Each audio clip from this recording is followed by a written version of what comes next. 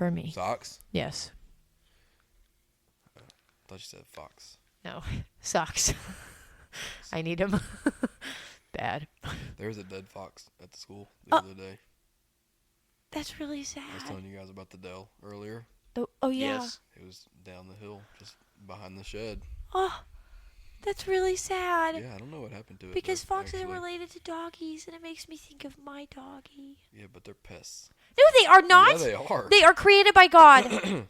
Well, technically they're pests, according to Technically, Virginia their Fish and creation. Virginia Fish and Wildlife is not my creator God. Okay, where we stand on rats. Unique creatures. Okay. Unique city dwellers. That's funny. So, Biggie cheese. One of the things that we're not allowed, well, one of the things that we have been raised not to say or to use. You know your whole mic's falling off? I noticed that right as you were saying that. Okay, there we go. We're not supposed to, in our household, use the word trash. Because nothing is trash. Some That's things right. are garbage. Rubbish. Or waste. Waste bin, the rubbish bin, if you're British. So what's the difference between trash and garbage? Well, see, that's what I'm trying to understand. Well, trash has To a me, negative those are- connotation. Garbage is like, this is Garbage what I'm doesn't? done eating. Trash is like, that's worthless. Yeah, I guess that's the idea, is that on some level, everything has worth. I know my great plan of being able to lean back and relax here is not working. You have to just retighten it. Well, I'm Look at afraid my I'm little gonna muffin. He's break right it. next to me. Say hi, little muffin. Can you hear him breathing? I cannot. No, can't hear him breathing. Good thing. Well, welcome back Yeah, I figured. to the 1880 podcast with Lindsay, Jewett, and Jasper, and Ace, not Pugsley. Oh, there it is. I didn't laugh. That was Jewett. Mm. That was Jewett. I was more laughing at the fact that Jasper is just okay with joking about Pugsley. That now. gets brought up probably once a week, either R.I.P. by Pugsley. our students at youth or our students at our school. Someone says something about Pugsley. iconic. It's just It is. iconic. That's the dog that has crossed state borders right there. What? Because she's from... Oh, you can hear Ace breathing. No, finish that thought. Because Oklahoma is not in Virginia. And Right, Pugsley... but Pugsley died like Yeah. years before I moved to Virginia. Yeah, but Pugsley's legacy lives. Well, her ashes are still in Oklahoma. in an urn. Yeah. You ought to spread that girl out, set her free. That's probably my mom's Go to choice. the Red River. My mom's choice. The She's got Red a nice River. little box. Okay, The Arkansas River. Arkansas River. Arkansas River is closest. Hello, Muffin. The Hello. Arkansas River, the pride of Oklahoma. It is, yeah. Huh. The Arkansas Should've River called it started Oklahoma River, maybe. 2 miles from my house. Arkansas River goes into the Mississippi, which goes in the ocean. So basically, Oklahoma's oceanfront property. No. Absolutely not. I see no difference. I think if you talk to anybody who lives near the Atlantic Ocean and you tell them that Oklahoma is the same, they will laugh. And he's giving me this face of like, you can't be serious right now. No, I am. Oklahoma, and I'll just give you, Oklahoma and Florida are very different. Very different. Very different. What is unique about the geography of Florida? It's a peninsula. Okay. What else? What do you mean, what else? Was there anything else special about Yeah, Florida? it is surrounded by the Atlantic Ocean on 3 sides. Okay. Anything else other the than it Gulf being of a America. peninsula? The Gulf of America count as the Atlantic Ocean? Yes, it's still. Is it still? Yeah. It's, That was a genuine question. yes, it I is. did want to say Gulf of America, but it's still a genuine question. You probably do something a little bit closer. Oh, okay. Dang it. Tilt your All right. mic this Well, way. I'm trying. All right. Gosh, All Jewett's rage baiting me currently, Yes. but I will not fall what into else is it. special about Florida? It has a 7-mile bridge. All right, Is Oklahoma's Oklahoma- probably got one of those too. Doesn't. I bet it doesn't. does. No, I know Let's it see doesn't. what Google says. I know it doesn't. Does Florida have a panhandle?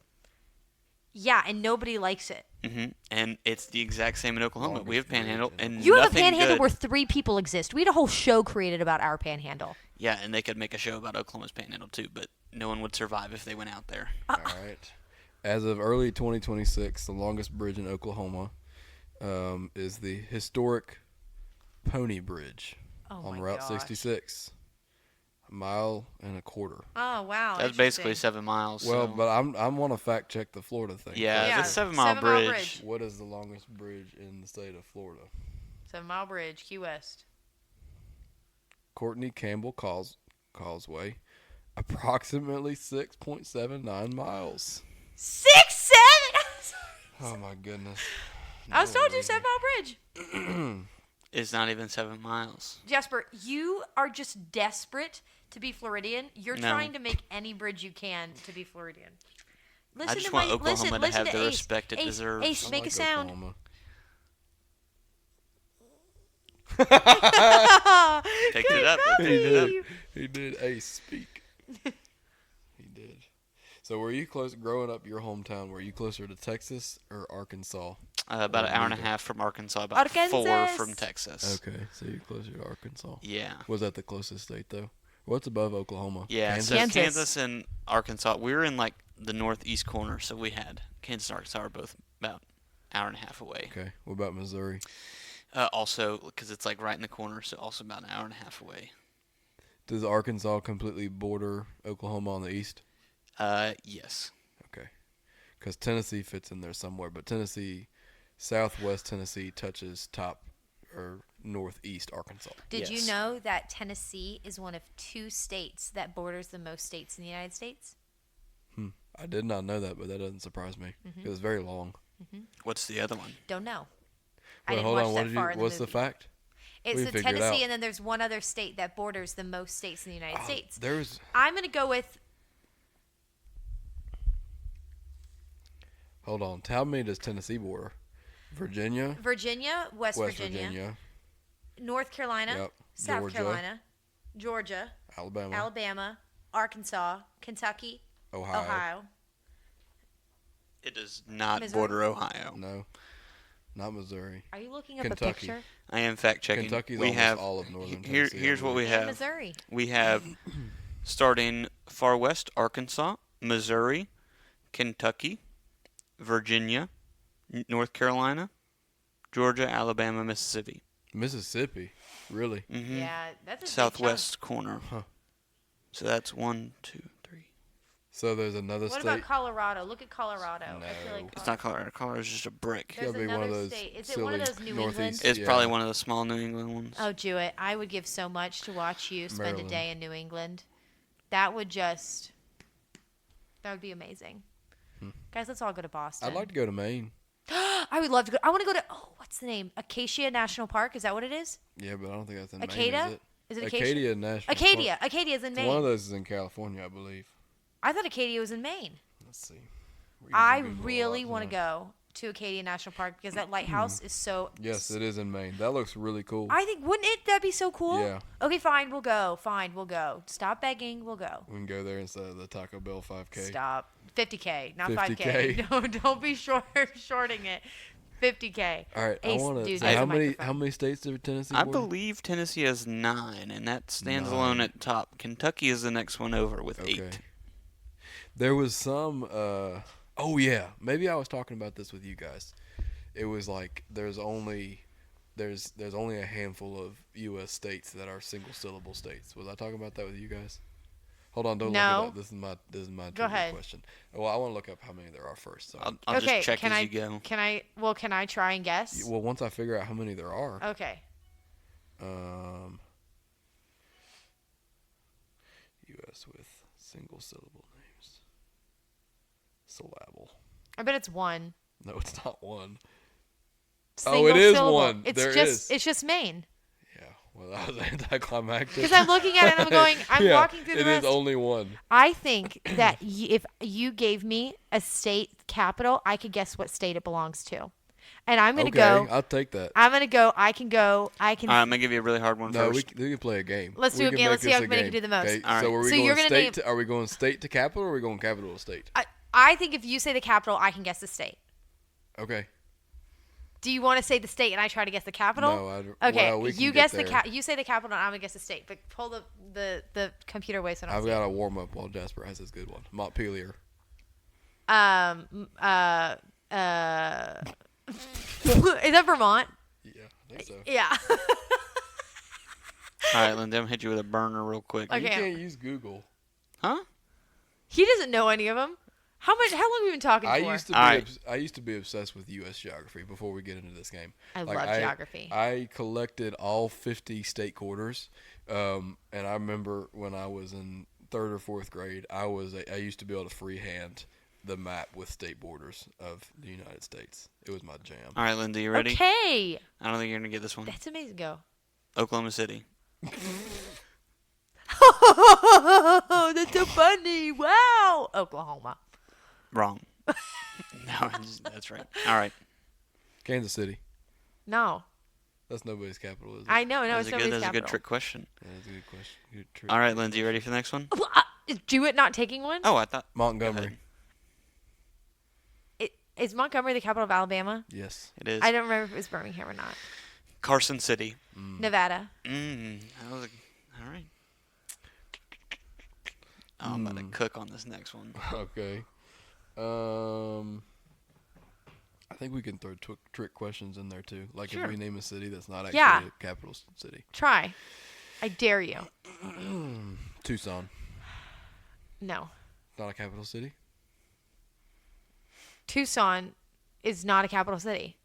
That What is correct. state is Tucson in? Isn't Tucson? It's just a bonus question at this point. Yeah. it is. Yeah, Tucson's not a capital city. Is it Alabama or is it Colorado? Arizona. Arizona. So No, what's but the it's not a capital of capital. Arizona? Phoenix. All right. Your next one is Salem. Oregon. Wow. Good pull. Doing pretty good. I'm telling you, I'm good at this. St. Paul. That's Minnesota. Pierre. Is that Bismarck, North Dakota, Pierre, South Dakota? Is that South Dakota? That is correct. Okay. So you got North Dakota. Yeah, in the Bismarck, same- North Dakota. in the same sweep. Topeka. Kansas. That's my favorite one. Dallas.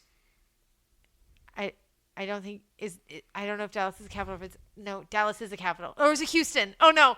Oh Got her. no! Oh no! No! Texas. What's the why? answer? What's the answer, Lindsay?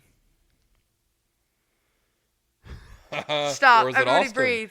No, I know it's not Austin. I know it's not Austin. Is it Houston? Or I'm gonna go with Dallas. It is Austin. Is the capital. Oh, it is Austin. That's Yeah, crazy. Capitol buildings in Austin. Yeah. Oh, that's tragic. Okay, wow. Well, that's Defeated one. by Texas. Yeah, that's one for us. Charlotte. Charlotte's not a capital. Correct.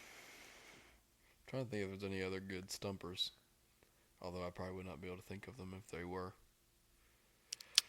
Philadelphia. No. Good. Frankfurt, Kentucky, What? and then Why are you just naming a random capital now? No one asked about Kentucky. because Philadelphia is not the capital of Can Pennsylvania. I still tell a story about Kentucky? Yeah, and 'Cause then I we'll feel probably like get this is a started. fun- But yeah, we're probably going to be boring people for too much longer if we. Right. I mean, I like that was educational for a minute. Yes.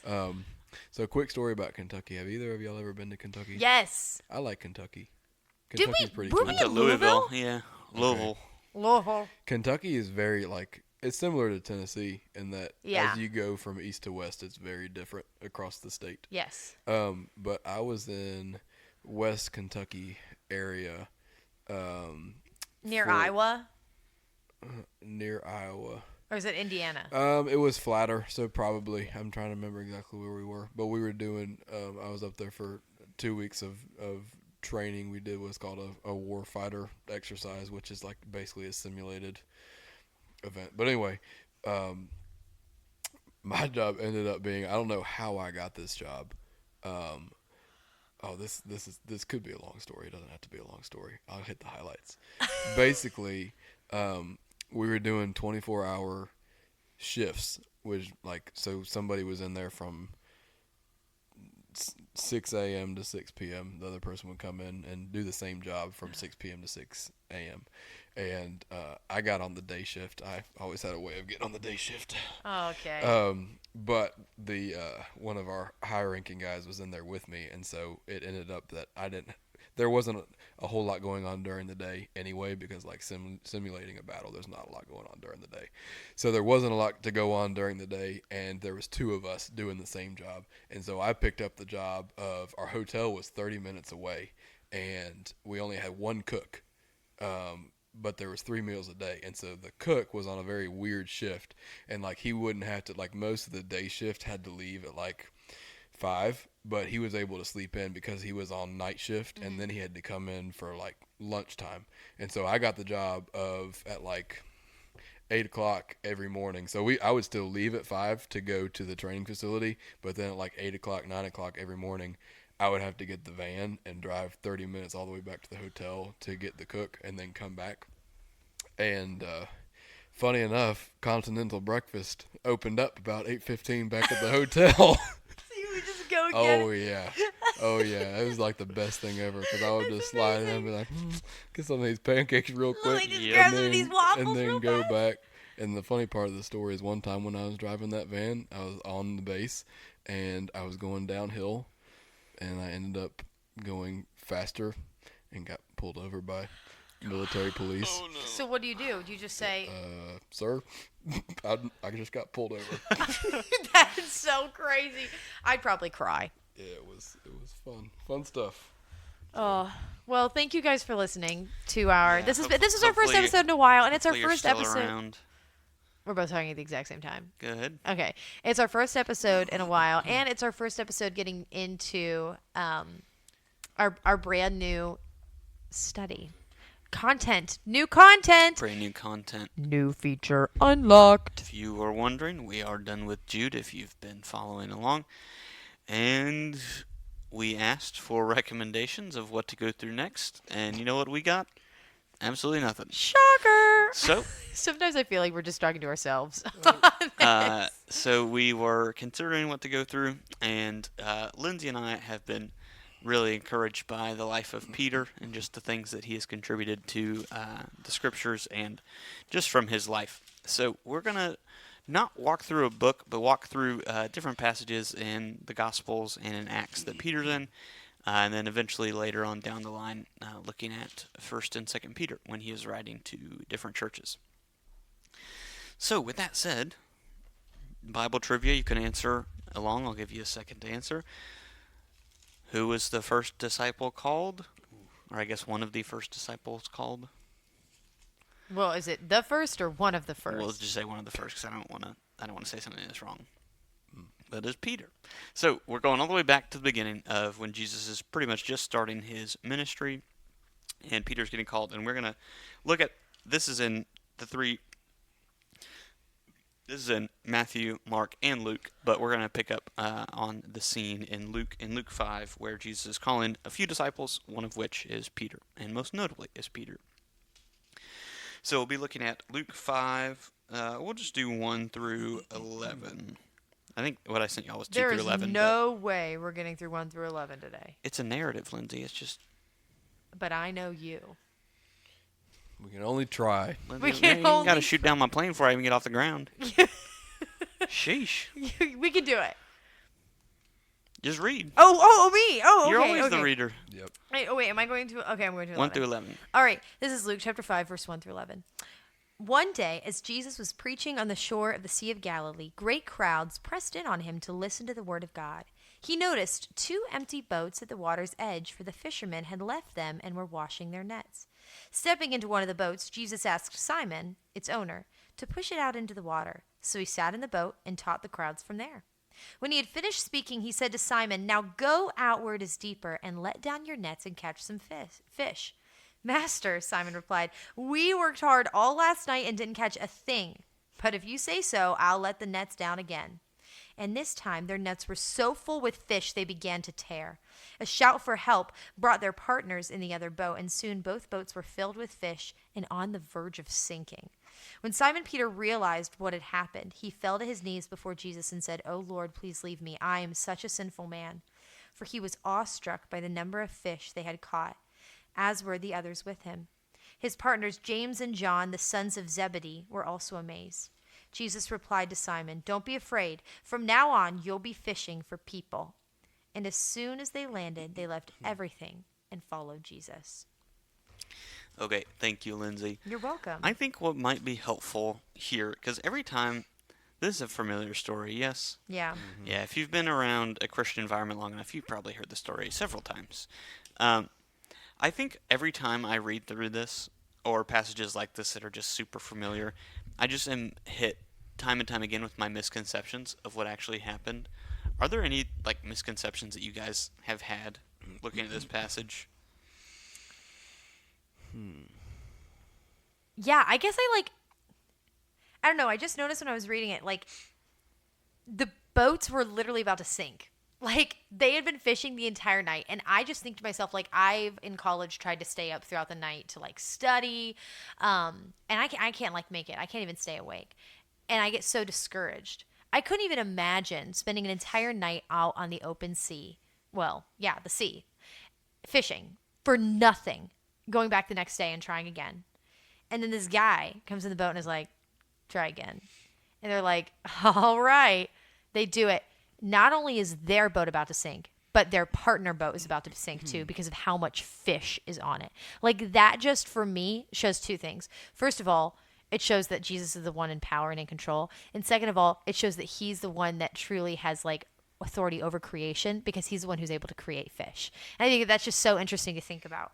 And then at the very end, it says, as soon as they landed, they left everything and followed Jesus. And it's like, at least that's what my translation says. They left everything and followed Jesus. Yeah, And I think it's that very is the picture encouraging we and want. very like convicting. Like, these guys, like, they saw this happen. They're like, okay, we're yours now. Like you have revealed your authority and your power to us and your godship. Like, we will follow you. And I think that's very powerful and moving. I don't know about misplaced notions. I think that there probably are some, and I'm guessing that you're going to make clear some here in a few Well, minutes. I have a few that, Okay. yeah. Well, I guess I'll let you get into yours first. I have an observation, but Okay. I can share that after yours. All right. Mine, I don't know. This may just be me. Maybe I just missed this when I would read this as a wee little Christian. But does anyone ever think, whenever they read the story, that Jesus is just some random guy coming up and, like, calling these fishermen out? Yeah. Yeah. I don't know. I always had the idea that this was, like, before Jesus was known, and it's like he just came along and was like, hey, you follow me. And then I'm like, why in the world are these guys just following some Yeah. random dude who comes along and says, follow Yeah. me? You're right. But in verse 1, and it's actually, I think, really helpful to look at this in Luke, Jesus has been around for Yeah. a while. Not like a long while, but he's known. In verse 1, we see that there's a crowd gathering around him to hear him teaching. And so Jesus is known. So whenever he's calling Peter and these other disciples, James and John and his brother Andrew, they're not just following some random guy. Jesus has already proven himself to be a great teacher, and now he's shown something a little bit further into their personal life. But that's the first one. It's like, no, Jesus was known now, and these people aren't just crazy for just following some random dude. Yeah, that's helpful information. Makes it seem a little bit more human to us, Yeah. I guess. I think it also shows, which is something that's really interesting, is that if Jesus was known, there were people who knew about him yet still didn't trust and put their faith in him, Yeah. even though they had seen him, which really shows like the change in heart that Simon Peter had. Is like he dropped everything and started following Jesus. Like, he had known about Jesus, or at least we know that this culture had known about Jesus, but Jesus hadn't revealed himself to their hearts yet. But like, he does that for Peter. And then Peter drops everything and follows him. Like, God chooses Peter, God reveals himself and receives Peter, and Peter receives Jesus and accepts him and trusts and follows him. It's honestly a really cool picture of salvation, I think. It's Jesus seeking Peter, Peter receiving that, and following and obeying the Lord. And I think that's a cool mirror as to what salvation looks like. Mm-hmm. Do you have others? Yeah, you want to share your observation, then? Yeah, I think it can kind of tie into what Lindsay is saying there, too. Just trying to picture this in my mind and kind of relating on some level to what's going on with the fishermen here. Verse 2 says they had gotten out of their boats and they were washing their nets. So the picture is they've been out all night working hard, and I can't imagine that getting the boats or getting the nets out of the boat was probably a very enjoyable process. Nor can I imagine that washing the extent of that net was an enjoyable process. And just putting myself in that situation, I think that somebody could walk up to me and say, get back in the boat. I promise you, you're going to get all these fish if you do so. I might say, you know what? I'll just wait till tomorrow night, and if I don't catch that many fish, at least I won't have to clean my net again. But then by the end of the story, these fishermen had listened to what Jesus told them to do, and they were, even if Jesus had told them probably what he was gonna do, they may not have been willing to do it, but when they received that, they felt so blessed by it that they were willing to follow him. Yeah. And so I think, to the point that Lindsay was talking about, that picture of what salvation looks like, and maybe to jump to an application for us, is that, like, we have all these promises from the Lord that he gives to us, and those provide us hope. But even sometimes, like, to receive and feel that full blessing is almost like not motivation enough, I guess, is what I'm getting at. But if we obey, by the time we get to that reward, it'll be more of a blessing to us than we could have expected. Yeah. I love with this is about Peter, so I'm going to kind of key in on Peter's response, because that's the only response really we have recorded is from him. But I love the dichotomy, or the two different sides of Peter's response. What this makes me, so Jesus was known for his teaching. He was not a master fisherman like Peter and them would have been, because it was their job. I'm a fairly tech savvy guy, so what I kind of picture in my head is, if I'm like fiddling with my computer or something's broke, I'm trying to fix it, and Lindsay just comes along. Lindsay comes along and says, "Well, have you tried to turn it back on, off and back on again?" And then it works, and it's like, and the first response is like, It's like the football player. like, are you seriously gonna? I mean, why would that work? I've tried everything, and that's the first part of his response. He's like, we've been fishing, we've got nothing. Right. But that's not where he stops. He says, but because, and it's important in verse 5 how Peter addresses Jesus. He does not say Jesus, he says Master. So he already recognizes Jesus' authority in some sense from what he's maybe heard or seen of Jesus previously. But he's like, I can't believe you're telling me that. We've been fishing. You don't know about fishing. Yeah. But at your word, I will let down the nets. And he obeys, even though he sees no sense in it. And he's like, I can't believe this person is telling me to do this. He doesn't know what he's talking about. But he says, you know what, Jesus, because of what I've seen you do, what I've heard you teaching, I will listen to you. Yeah. And so it's like, though Jesus is very far removed from our lives in a historical or time sense, he knows everything far greater than we could ever think, even if we're like the best at it. He knows far wiser ways and far better ways for us to do whatever it is that we're doing.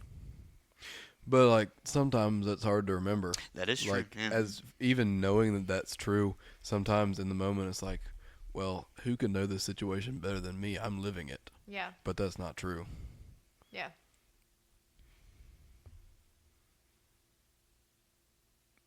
Jasper's got that face. I'm computing right now. Hold on. Yeah. Yeah, and I think that's what I like about Peter, is because we get to see that humanity. We don't just see he's got the perfect response every time.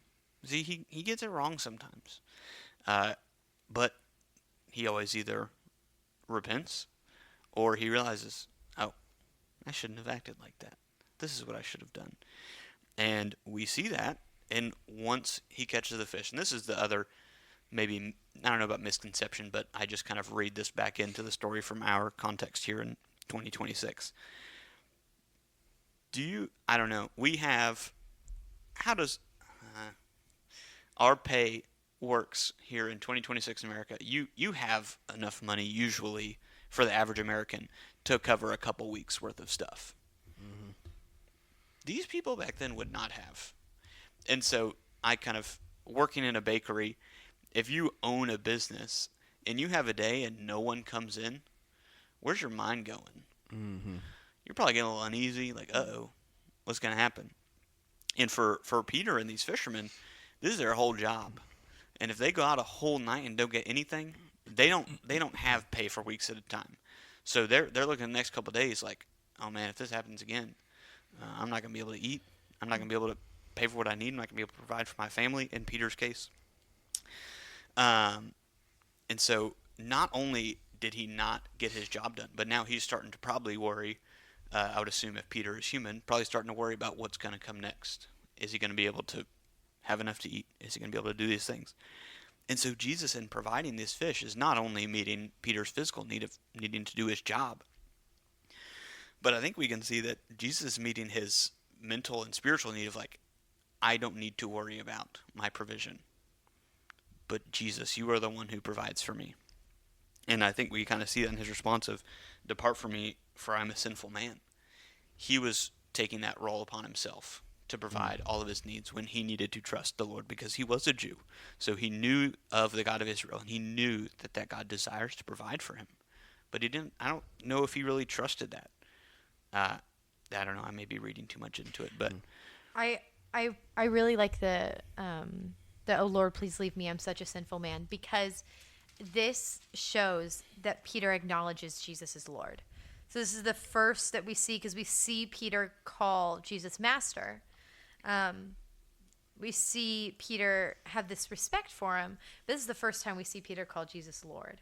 And it's realizing like Jesus has revealed himself to Peter, and Peter understands that Jesus is God.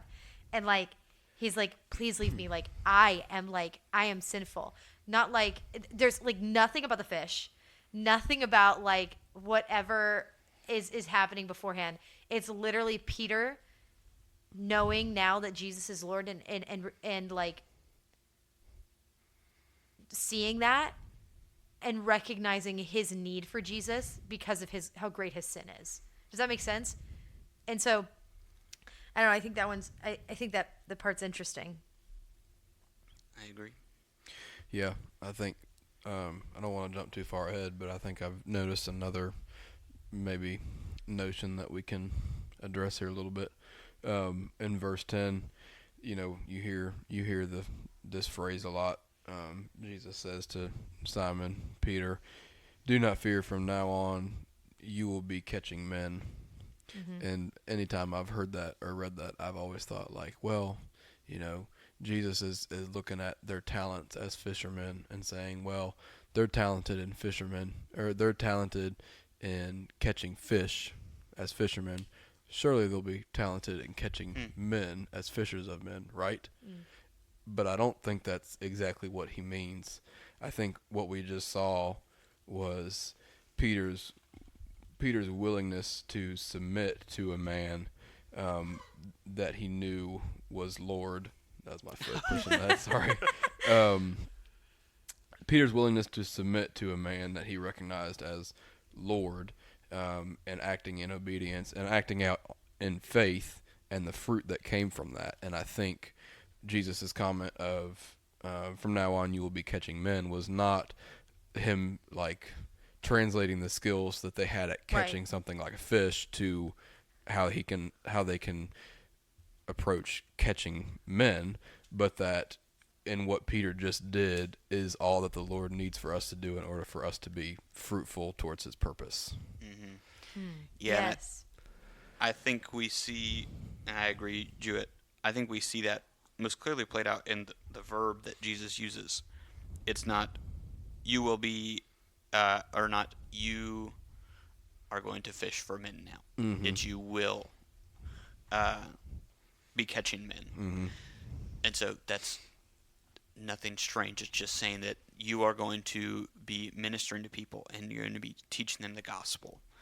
And it's a promise from Jesus. Just as he just showed his power in catching those 2 complete boatfuls of fish, he makes that same promise of you will be successful in this because I am the one who's doing it in you and through you. I had somebody ask me recently a question, which was, what is the best way to spread Christianity?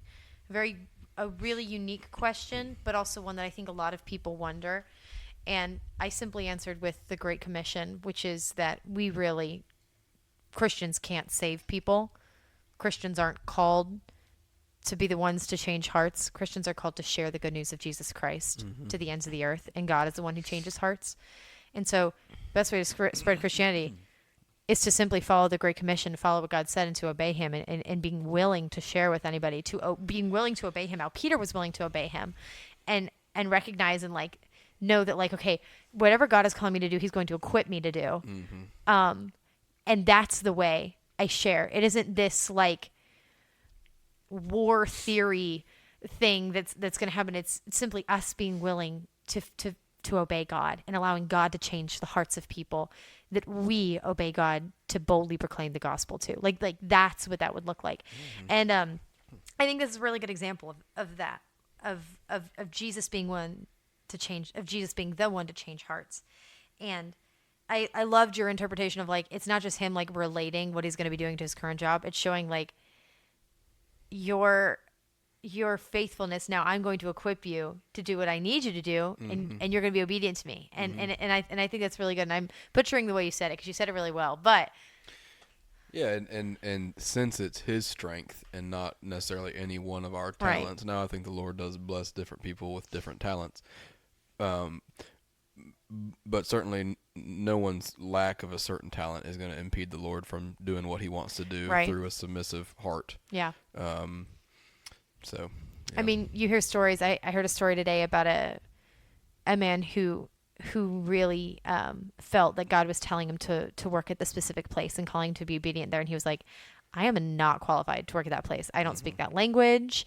I'm not qualified to work there. And God literally gave him the language ability to go and to work where he was calling him to do. And it's like, I sat back and I thought to myself, like, okay, so like God is completely in control and in power, and like he has the complete ability to equip somebody to serve where he needs them to serve for their good and his glory in the ultimate end. And so I thought that story was interesting.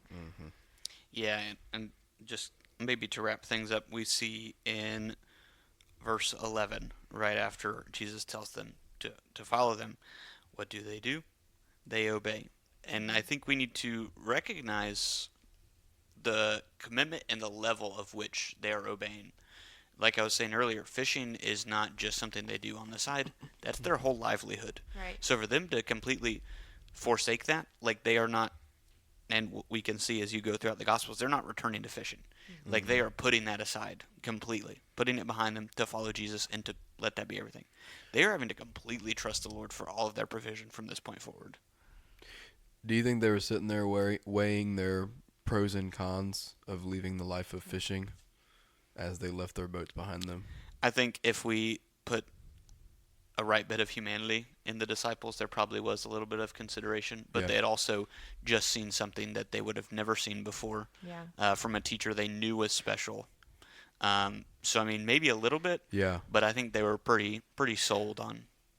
Yeah, I'm glad you said that because that does put an accurate level of humanity into it. I guess that question was leading into the idea of like, do you think there was any doubt in their mind what the right decision was, whether they were weighing their pros and cons or not? I don't think there's any doubt the right decision, but yeah. Just by that, I mean, like, I think in this instance,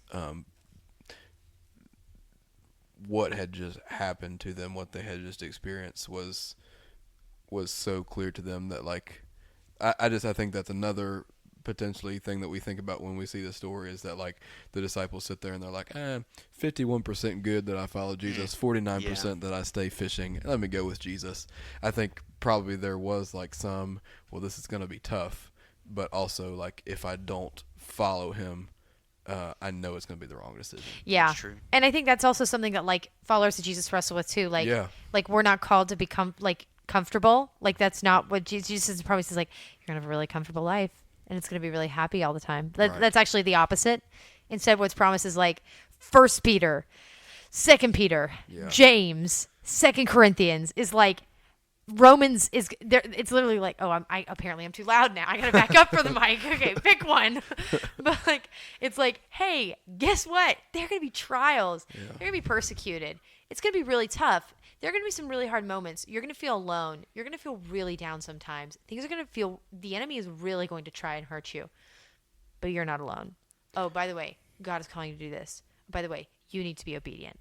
This is going to happen, and he is going to equip you for it. I just lost my train of thought. What were we just talking about? Hold on.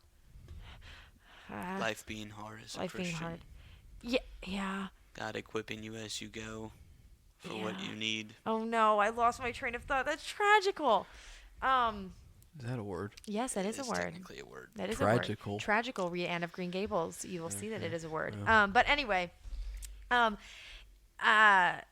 it's just to completely trust in God for provision from here on out. And like, nope, I lost it. And I there's completely peace lost in it. that. I think we can add that bit too. Is that Yeah. it's clear and you can have peace through that decision. Yeah, with all of what was said from Jewett's question, there is no second thought recorded in Scripture. It is they followed him, Yeah. and they were completely set, and there was probably a lot of peace in that. Yeah. It came back. Okay. Okay. The concept of like, when I'm sure that God is calling me to something, I know because I have the Holy Spirit living inside of me, and I'm sure. Yeah. I know what it is to be obedient. That way I am held to the standard of you knew what was obedient. Right. I know what it is to be obedient.